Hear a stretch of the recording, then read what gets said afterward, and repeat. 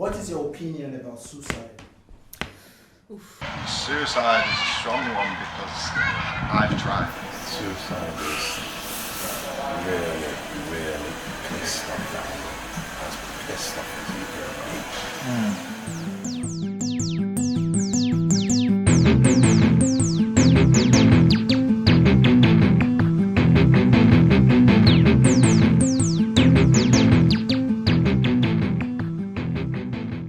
It's me, Ola, for Reality on a Plate. Our topic today is suicide. What about it? First things first, we're here on this channel because you have a curiosity about suicide. Welcome. I have 3 people that I've interviewed who will be talking to you on this particular video. And 2 out of these 3 have actually attempted suicide. And you can hear what they have to say. There are 5 stages, we'll be looking at 4.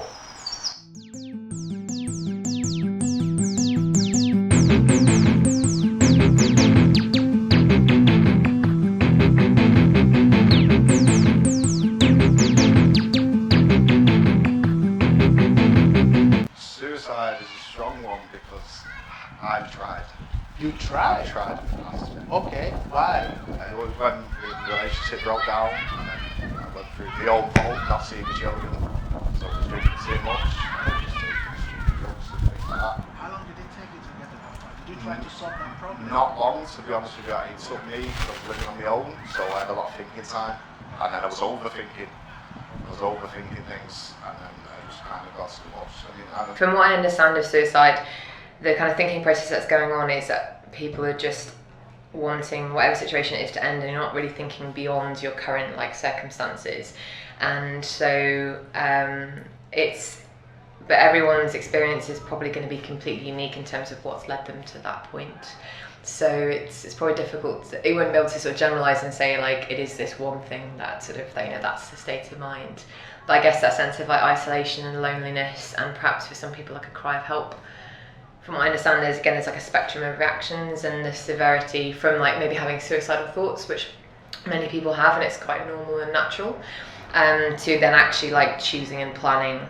It's a different thing. So I think there's a variety of different thinking patterns that happen, and it's probably really conditional on that person's experiences of life, their upbringing, their all sorts of different things will influence it.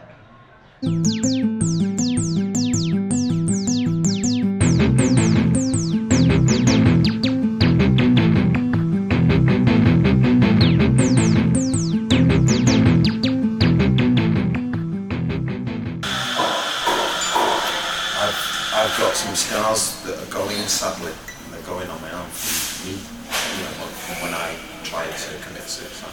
Why did you want to commit suicide? And I didn't want to commit suicide.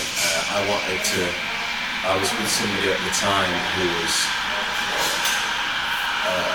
an addict, very distressed person, and I was trying to show them the effects of their behaviour.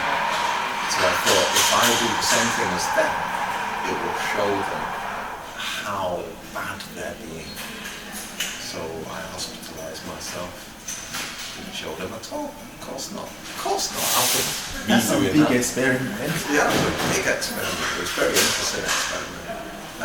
That experience taught me that you can go really, really quite low and be very, very, very vulnerable. The first time I was about 6 months after I split with my wife, and I literally sat on my bedroom window, which is 12 floors up, and I was going to go. And the hospital, someone must have phoned the ambulance or something, and they come. And then all the time I tried to take pills and things like that in the past, but now I just rather get myself sorted. Can I just say, if at this particular moment in your life you are in a very, very low state, you are really, really distressed, you are emotionally down, I cannot fathom what exactly you are going through, because it is huge. The weight upon your shoulder is massive, and no one can understand you. But I can only ask that don't watch this channel, and let us hope that by the end of this video that your emotional distress will have been alleviated, or you will feel a bit more happy.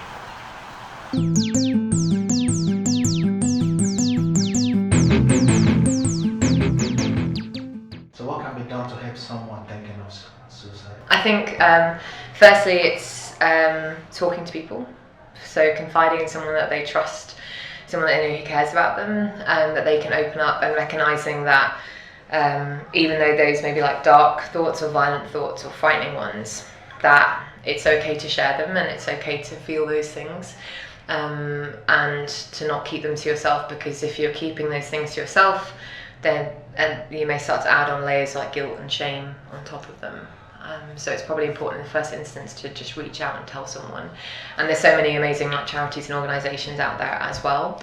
And even though it can feel like it at the time, like nothing is so bad, you know, that it can't be fixed, or you can't let go of it, or you can't move through it in some way, shape or form. Again, there's so many different avenues. So speaking to if you don't have someone that you trust or that you can confide in, then certainly mental health care professionals or charities like Samaritans, and there's loads of different helplines. So I think if you look online, there's loads of even forums, and yeah, plenty of advice. So it's like reach out in the first instance. I don't want to be too facile, right? Because I know just from experience of kind of talking to people, it's harder than this. But I would say don't give up. Change the rules. What's happened is you feel you can't win at this game. You know you're never going to win, so I'm just going to stop playing. Change the rules. Find something different in life that you want. Change what you think you want from life, because there's happiness there. There's happiness there for you. There's connection there for you if you want it. So don't give up.